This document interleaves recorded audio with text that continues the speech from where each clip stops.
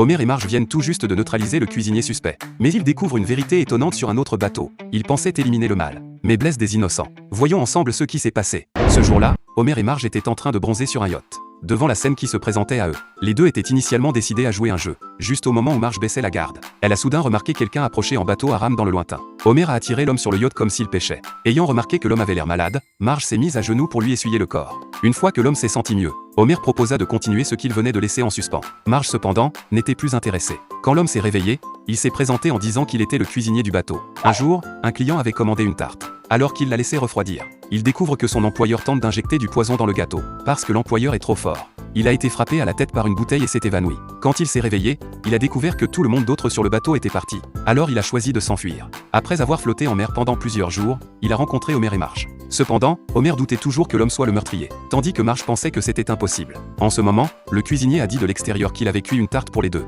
Dès qu'il a eu la tarte entre les mains, Homer l'a jetée directement dans la mer. Marge lui a demandé pourquoi il avait fait ça et a suspecté que Homer était jaloux. Juste à ce moment, le cadavre flottant d'un requin est passé. Il semblait que le requin soit mort en mangeant la tarte. Marge s'est rendu compte qu'il fallait prendre des mesures. Homer l'a également poussé à agir vite car il semblait que le cuisinier allait préparer de la nourriture à nouveau. Sur le pont, Homer a fait un clin d'œil à Marge. Elle a compris tout de suite et a attiré l'attention du cuisinier en prétendant vouloir se mettre de la crème solaire. Alors que le cuisinier n'y était pas prêt, Homer l'a frappé à la tête avec le gouvernail du bateau et l'a repoussé dans la mer avec un lanceur d'eau. Les deux ont regardé le cuisinier s'éloigner et ont continué leur voyage. Peu de temps après, ils ont découvert un bateau. En s'approchant, ils ont reconnu que c'était le bateau où le cuisinier était travaillé auparavant. En entrant dans le bateau, la situation était exactement comme le cuisinier l'avait décrit. Marge a même trouvé sur le sol la bouteille qui avait été utilisée pour frapper le cuisinier. S'apercevant qu'ils avaient tué une personne inculte par erreur, Marge était pleine de remords. Juste à ce moment, le cuisinier est apparu soudain et a dit à Homer que le requin était mort à cause d'un déversement d'huile. Le commerçant présent a été très surpris. En fait, il avait déjà soupçonné que le propriétaire du bateau allait empoisonner les gens et avait pris l'antidote à l'avance.